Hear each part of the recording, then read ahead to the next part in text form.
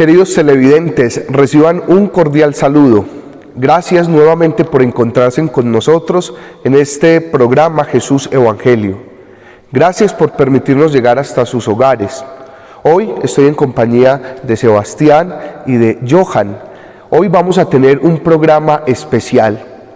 Yo sé que las redes sociales, los medios de comunicación, las noticias, durante estos días han estado con la mirada puesta en Roma, en el corazón de la Iglesia Universal, porque han sucedido acontecimientos extraordinarios. Hemos pasado de la muerte del Papa Francisco a la elección de un nuevo romano pontífice, su santidad León XIV.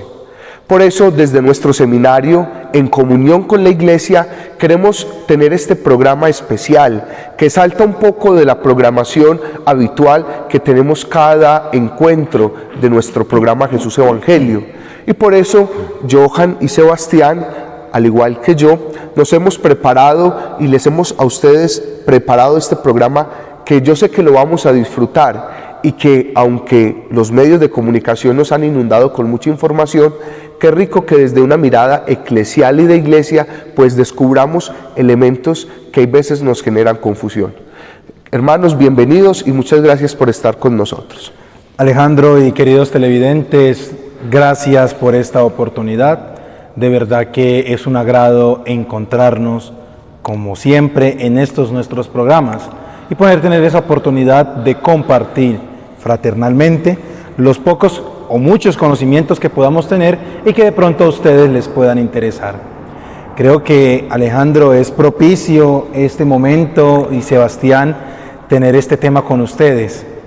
Creo que es muy importante primero saber qué es el cónclave, qué conlleva, qué trae y algunas de sus generalidades más importantes. Y ya que vamos a enfocar este programa en estos acontecimientos recientes de la Iglesia, qué tan importante también sería hablar de nuestro nuevo Papa León XIV, el cual ya se encuentra de alguna manera reinando nuestra Iglesia Católica, y pues de una forma también como se le da a él esta triple misión. También es rey desde Jesucristo, porque él es el vicario de Cristo en la tierra, ante todos los reyes y ante los pueblos. Entonces creo que es importante también tener un poco de estas nociones. Y bueno, Sebastián, también sea cordialmente bienvenido. Muchas gracias, queridos hermanos, Alejandro, Johan y queridos televidentes. Tal cual, así como lo han manifestado mis hermanos, queridos televidentes, hoy es un programa especial y con mucha alegría, con mucho gozo, lo anunciamos, y hoy vamos a conversar, vamos a hablar un poco de todo este proceso, de esta novedad de nuestra Santa Iglesia Católica, eventos que se viven cada cierto tiempo, que no se ven comunes, que no son tan recurrentes como lo es la elección de un Papa. Y bueno, ¿qué les parece, queridos hermanos? Y para poder comenzar entonces este programa y para poder hablar mucho más adelante de este tema, nos vamos entonces a nuestra primera sección. Escucha la palabra.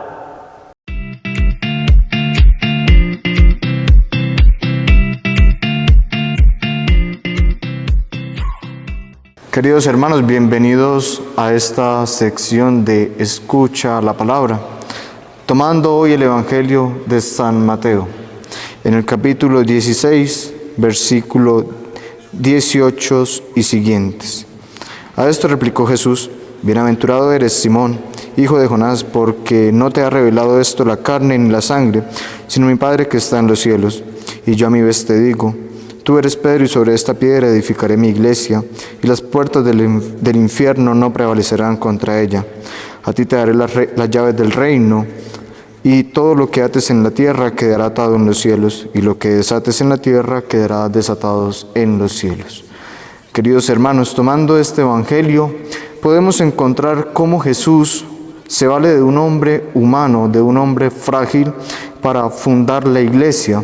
Recordemos que antes de que Pedro fuese llamado, valga la redundancia, Pedro, era conocido como Simón, pero Jesús opta por cambiarle el nombre, que significa piedra, Pietrus, piedra, y lo hace por amor y porque en los discípulos que había es el único que logra reconocer que verdaderamente Él era el enviado de Dios.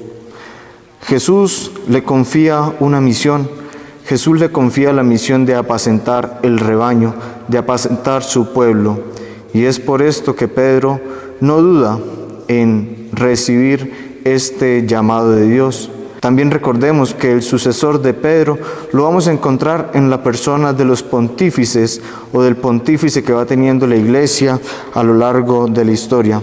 Qué bueno sería que seamos capaces de tener el oído de Pedro para escuchar la voz de Dios, para escuchar a Dios que nos habla por medio del Espíritu Santo, por medio de su Hijo.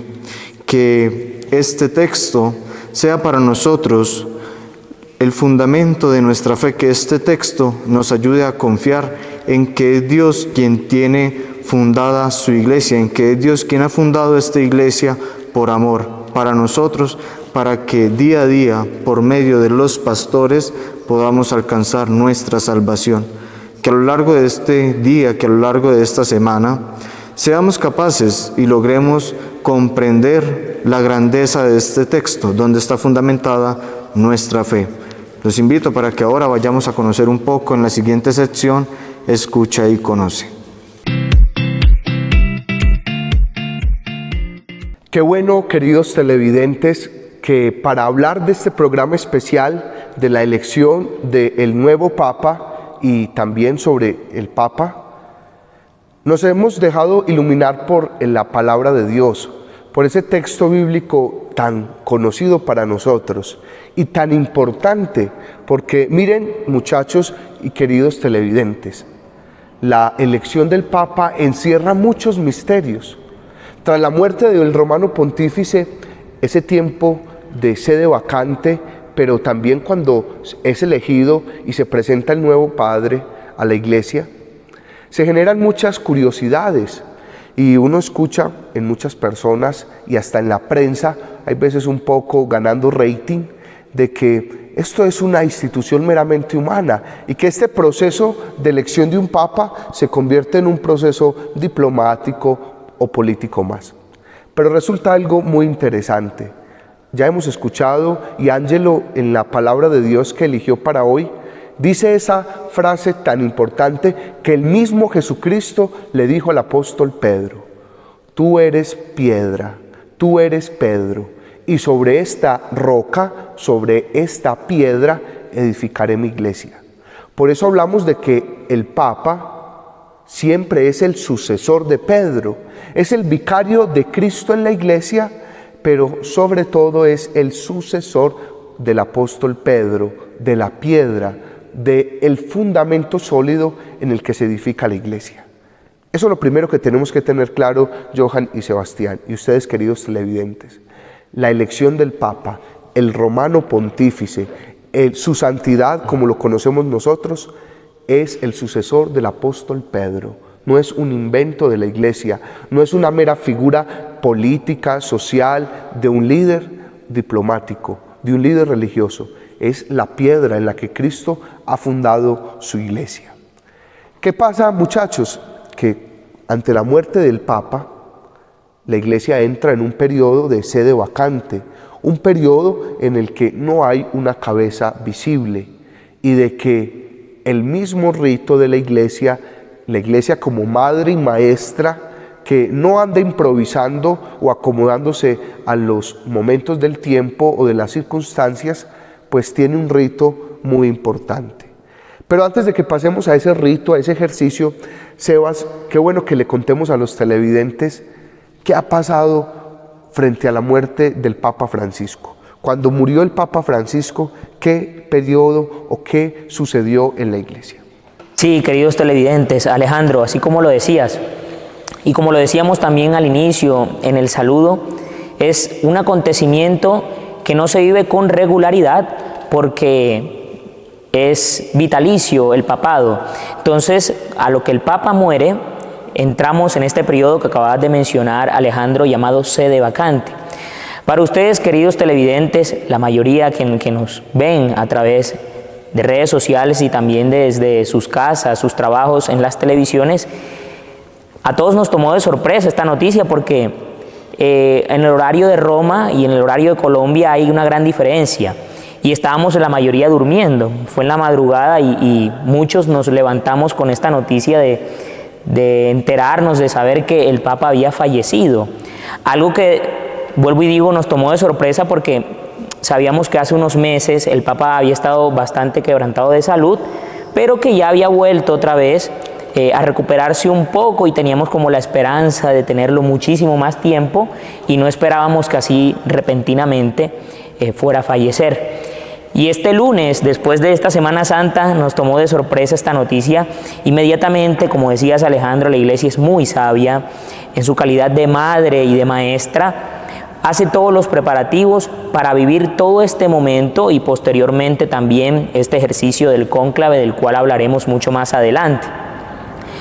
La Iglesia enseguida se une en oración. Es lo importante, es lo que tenemos que tener nosotros en cuenta. Porque nosotros como cristianos, como católicos, como bautizados, lo primero que hacemos es orar entonces por nuestra Santa Madre Iglesia y por supuesto por el descanso eterno del Papa que en ese entonces estaba, que era el Papa Francisco. Como todo cristiano, oramos también por el descanso de su alma. Recuerdo, hermanos, que nosotros en el seminario aquí, cómo vivimos todo ese tiempo. Y como les decía, fue un momento de oración mucho más intensa, en donde, por ejemplo, en las mañanas nosotros en la oración que normalmente hacemos todos los días, pedíamos en la intención especial por él también, pedíamos por nuestra iglesia, vivíamos la exposición al Santísimo, en el rezo de las laudes, de las vísperas, omitíamos su nombre porque ya no estaba esa cabeza visible. Entonces lo omitíamos y de igual manera en la Eucaristía también se omitía el nombre del Papa. Y también dentro de estas Eucaristías, como lo indica también el misal romano, hay unas especificaciones para este tipo de momentos. Entonces se ora también por el descanso del Papa, pero también para que el Señor nos regale un nuevo pontífice también. Eso lo hacíamos durante todos esos días que sabíamos que estábamos a la espera de lo que la Madre Iglesia, a través de la iluminación del Espíritu Santo, nos dijera quién iba a ser el nuevo sucesor de Pedro. Entonces lo importante, queridos televidentes, es que durante todo ese tiempo nosotros hayamos vivido en oración fuertemente para esperar que iba a suceder en nuestra iglesia y por supuesto en el mundo entero, porque es un acontecimiento y todos lo pudimos ver, la muerte del Papa Francisco y la elección del Papa León XIV ha sido a nivel mediático el más grande de todos, la elección más grande de todas a nivel mediático, por el furor de las redes sociales, por la tecnología que vivimos hoy en día y seguramente en unos años será incluso mayor. Aparte de que este acontecimiento no solamente atañe a la Iglesia Católica, sino al mundo entero porque el Papa es también un jefe de Estado. Entonces, hay por supuesto implicaciones en todos los ámbitos de nuestra vida. Me parece muy curioso mencionar, queridos hermanos, que el Papa Francisco, dentro de su pontificado, hizo algunos cambios, unos pequeñitos cambios para su funeral, para que se viera un poquito más austero, un poco también ligado como a la personalidad del Papa Francisco, y eso lo pudimos ver. Y no está mal, no quiere decir tampoco que si otro papa entonces haya seguido el reglamento o las indicaciones como estaban, quiere decir que esté mal, no, sino que es una pequeña como curiosidad, porque nos dimos cuenta que fue un poco más austero, incluso, queridos televidentes, si se dieron cuenta, su tumba estaba la inscripción solamente de Francisco, en latín, estaba Francisco, ni siquiera tenía las iniciales de Papa, ni siquiera las tenía, porque él así lo quiso. Como les digo, muy ligado a su personalidad, pero no podíamos quedarnos precisamente allí con la muerte del Papa, porque recordemos, hermanos, que nuestra iglesia es una iglesia de esperanza, es una iglesia que cree en la resurrección, es una iglesia que cree en la vida y que en este tiempo pascual, por supuesto, una diosidencia grande, que hayamos tenido esta gran noticia de un nuevo Papa para nuestra iglesia. A lo que el Papa Francisco muere, entonces se hacen todos los días de luto que conocemos y por supuesto se prepara todo para iniciar un nuevo cónclave. Johan, ¿podrías explicarnos un poco cómo es este ejercicio del cónclave a lo que han pasado estos días ya de luto por el Papa, a lo que ya ha sido sepultado, han pasado ya varios días? ¿Puedes contarnos en qué consiste esto del cónclave? Porque la gente a veces no entiende cómo es esto un poco, sino que escuchan a veces informaciones erróneas de las redes sociales, pero ilumínanos un poco a ver cómo podemos empalmar bien esa información del cónclave. Claro que sí, Sebastián. Alejandro, Sebastián, durante este tiempo, desde que muere el Papa Francisco, la sede vacante, incluso hasta hoy, aún se nos acercan personas y nos dicen, bueno, esto del cónclave, ¿cómo es? ¿Eso se lo inventó la Iglesia? ¿Cuándo nace? ¿Por qué se hace? Entonces, el cónclave es un proceso por el cual la Iglesia Católica elige al nuevo romano pontífice, al Papa, que es, como ya lo has dicho, Alejandro, sucesor de Pedro, vicario de Cristo en la tierra. Pero el cónclave no ha existido desde siempre.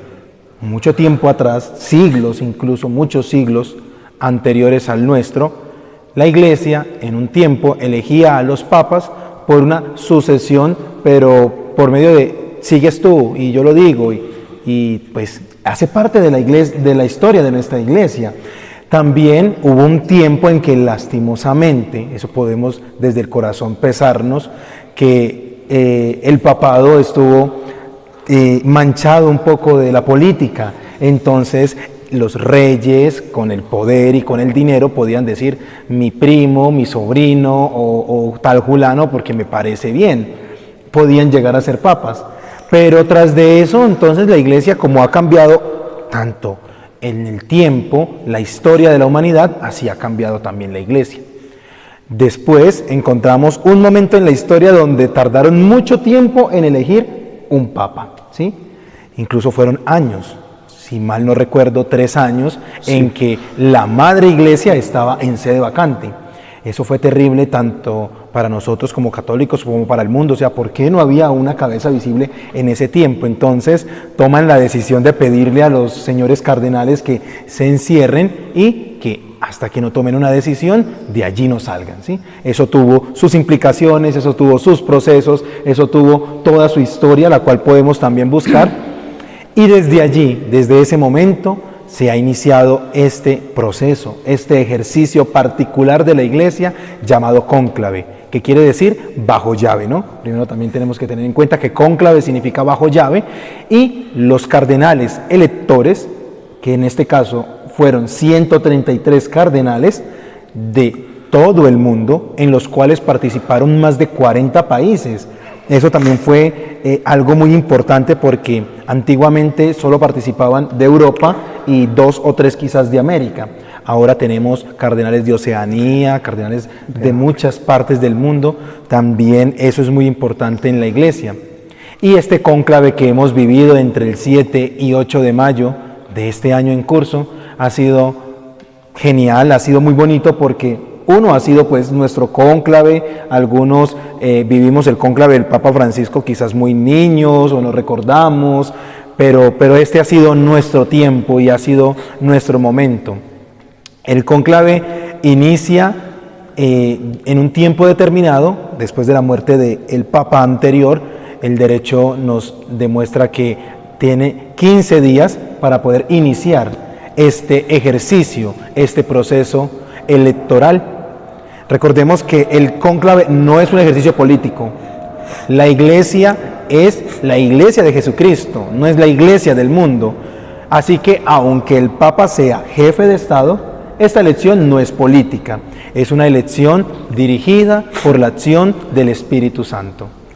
En el cónclave de este año, iniciado el 7 de mayo, se ha iniciado una primera votación en la cual los señores cardenales primero han tenido una Eucaristía ellos solos para pedir la asistencia del Espíritu Santo, luego se reúnen y tienen unas charlas también dinamizadas o dirigidas hacia la iluminación bíblica y la iluminación del Espíritu Santo, y luego se dirigen a la Capilla Sixtina, la cual ha sido preparada, la cual ahora que tenemos tantos medios de comunicación, pero también tenemos tantos problemas con ellos, porque como esto es privado, entonces deben ponerse de pronto algunos aparatos electrónicos, los cuales puedan inhibir cualquier recepción de sonidos, bueno, todo esto porque debe ser algo muy privado, incluso lo que sucede dentro del cónclave, allí se debe quedar. Lo único que tenemos nosotros entre el mundo exterior y la Capilla Sixtina es aquella fumata o aquella chimenea que fue durante estos 2 días la protagonista también de este momento. Ellos ingresan a la capilla, cada uno hace su juramento, el cual no podrá decir nada de lo que allí suceda, y todas las personas, a excepción de el maestro de las celebraciones litúrgicas y pues algunos ayudantes y auxiliares que quedan allí, a excepción de ellos, todos deben salir. Es el gran extra omnes que escuchamos de parte de nuestro maestro de las celebraciones litúrgicas pontificias, y en ese momento ya él se dirige a la puerta de la capilla, la cierra, y sus puertas no se abrieron hasta el día siguiente. Pasaron 4 jornadas electorales, pudimos observar 3 fumatas, una el primer día, luego el segundo día 2 en la mañana con una fumata y luego una en la tarde donde inmediatamente pudimos ver nosotros también esa fumata blanca. Fumatas negras salieron, claro que sí, significa que aún no están de acuerdo y aún el Espíritu Santo no ha direccionado ese nuevo sumo pontífice. Y nosotros seguíamos orando. Esa fumata negra es la recolección de todos los votos que ellos, por discernimiento del Espíritu Santo, aún no han podido dar los 3/3 necesarios para que el nuevo Papa sea elegido. La fumata blanca ya nos dio una alegría, un gozo. Recuerdo a Alejandro y Sebastián, y creo que para nosotros eso va a marcar nuestra vida de ahora en adelante. Estábamos en clase, todos nos encontrábamos en nuestros salones recibiendo nuestros estudios. Creo que, bueno, yo me encontraba viendo griego, Sebastián se encontraba viendo filosofía antigua y Alejandro pues entonces sí no... Estábamos saliendo de clase de Paulinos y ya nos íbamos a encontrar para la formación con la universidad en cuanto pues al estudio que hacemos complementario. Y es muy curioso esa nuestra experiencia cuando se ve esa fumata, ¿sí?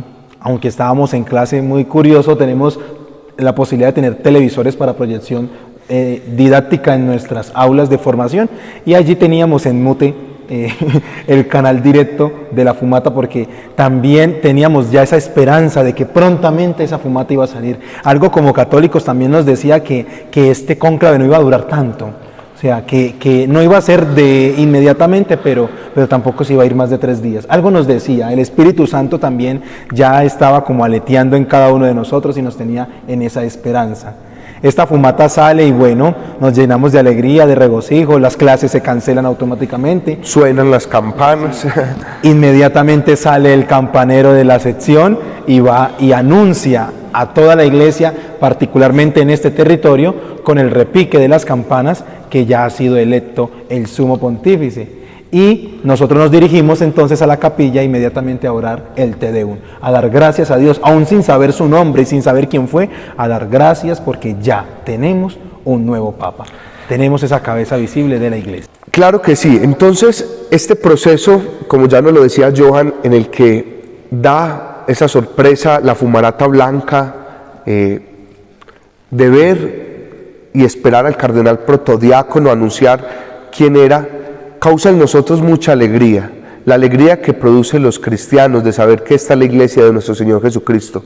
Queridos hermanos, muchachos, yo personalmente, al vivir este cónclave también de forma más cercana, llegué a una conclusión de que sí, la fe hay veces flaquea, la fe hay veces a uno lo hace tambalear, pero con el cónclave, con la elección del Papa León XIV o el que el Espíritu Santo hubiera suscitado, confirmo una vez más que esta es la iglesia de Jesucristo.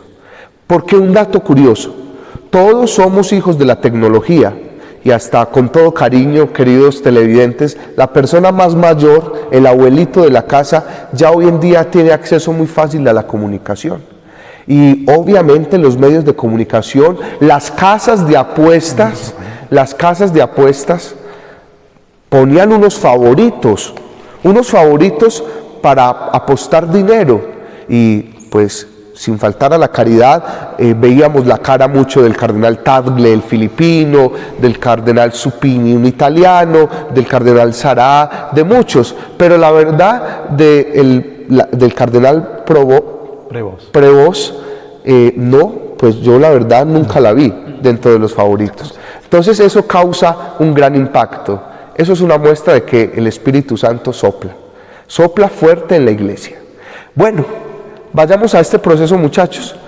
Suenan las campanas de la Basílica de San Pedro, hay fumarata blanca, los medios de comunicación, leía un artículo esta semana en la prensa, que en cuestión de 35 minutos la plaza de San Pedro se llenó. Habían sacerdotes de nuestra diócesis de Sonsón Río Negro, egresados del seminario estaban en la plaza de San Pedro, ahí los enfocaron, muchos sacerdotes, religiosos, jóvenes, en fin, una cantidad de personas esperando a que saliera el cardenal protodiácono. ¿Quién es el Papa? Hablemos ya para terminar en esto, Johan, algunas generalidades, porque vamos a tener mucho tiempo para amar, querer y respetar a su santidad León XIV, pero cuéntenos algunas generalidades y Sebas nos va a contar algo muy curioso. ¿Cuál es ese contacto, esa afinidad que tiene su santidad León con Colombia? Claro que sí, Alejandro, Sebastián y queridos televidentes. Bueno, su santidad, el Papa León XIV, es Robert Francis Prevost, nacido el 14 de septiembre de 1955 en Chicago, Estados Unidos. Curiosidad, aunque es nacido en Estados Unidos, tiene también nacionalidad peruana, o sea, tiene nacionalidad latinoamericana. El cardenal, o ahora su santidad, el Papa León XIV, nace entonces en el año 55 en una familia católica, su padre ascendencia francesa y su madre ascendencia española, ¿no? Y entonces el cardenal nace en un ambiente muy cristiano, católico, cercano a su parroquia, y inicia sus procesos formativos primarios, secundarios y bachillerato de mano de la misma iglesia. Luego decide ingresar a eso de sus 20 años a la comunidad agustiniana. Tenemos que recordar que nuestro Papa, así como el Papa Francisco, que no eran netamente del clero diocesano, no pertenecían directamente a una iglesia diocesana, sino que pertenecen a una comunidad o una orden religiosa. El Papa Francisco, recordemos, de la comunidad jesuita, y ahora su santidad el Papa León XIV de la comunidad de los agustinos. El Papa León XIV es ordenado sacerdote entre el año 80, luego pasa a hacer misión en el Perú, en la cual son casi 40 años en los que está en el Perú haciendo misión, y es nombrado obispo para la diócesis de Chiclayo, en el Perú, donde fue central su misión. Luego es nombrado cardenal en el 2023, tuvo como misión o su trabajo como cardenal era ser prefecto para el dicasterio de los obispos, y ahora es electo el 8 de mayo de 2025, como ya todos lo hemos visto, como su santidad el Papa León XIV. Es un hombre que es muy cercano a la gente, su misión fue fructífera y le gusta el tenis. Creo que es algo particular porque es una persona muy jugosa, muy cercana, muy del pueblo, podríamos decir nosotros. Sebastián, hay algo muy importante que creo que debemos contarle a nuestros televidentes. El Papa León XIV tuvo un acercamiento a nuestro país, Colombia, incluso estuvo muy cerca también de nosotros, incluso cuando tenía otros trabajos, ¿no? Otras obligaciones en su comunidad. Entonces cuéntanos un poco acerca de ello y cuál es su cercanía con nosotros.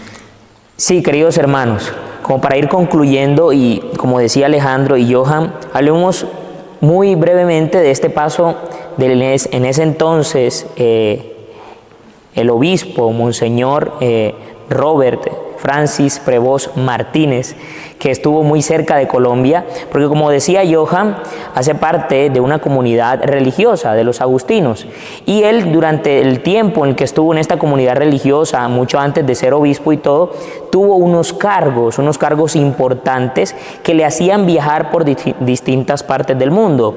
Fue padre provincial de la comunidad de los agustinos y también fue padre general. Y por ser padre general tenía que reunirse para los capítulos de la Orden de los Agustinos en diferentes partes del mundo, y por supuesto Colombia no es ajena a esa realidad. Estuvo en Barranquilla, estuvo en Cundinamarca innumerables veces, en Bogotá, en Chía, en Bojayá. Incluso hay anécdotas de padres, de frailes de los agustinos aquí en Colombia que cuentan que incluso se perdió en algunas ocasiones por las calles de Bogotá, y que es una persona y es un hombre, y lo hemos notado en estos días, que es muy cercano a la gente, muy cercano, y no es ajeno a ninguna de las realidades sociales del mundo, precisamente por su cercanía con Latinoamérica y por su trabajo misionero. Queridos hermanos, a nosotros nos queda orar por el Papa. Es importante que nosotros oremos por el Papa todos los días. Es la cabeza visible de toda la Iglesia y es el que lleva esta barca, es el que va delante de esta barca de todos nosotros como Iglesia. Oremos por él. Es un hombre, es un humano, es un hombre que se le ha dado esta responsabilidad y que nosotros con la oración vamos a sostener todo este pontificado. Él lo ha dicho hace 8 días en la misa, en el inicio de su ministerio como sumo pontífice.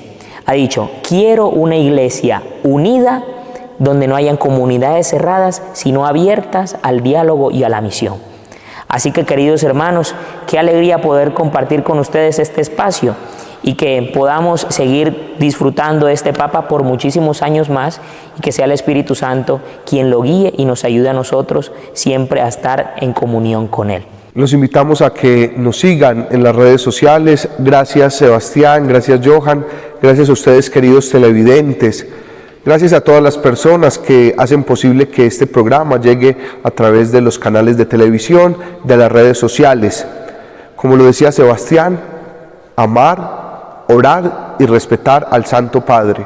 Eso es comunión de iglesia. Hasta un próximo capítulo de su programa Jesús Evangelio.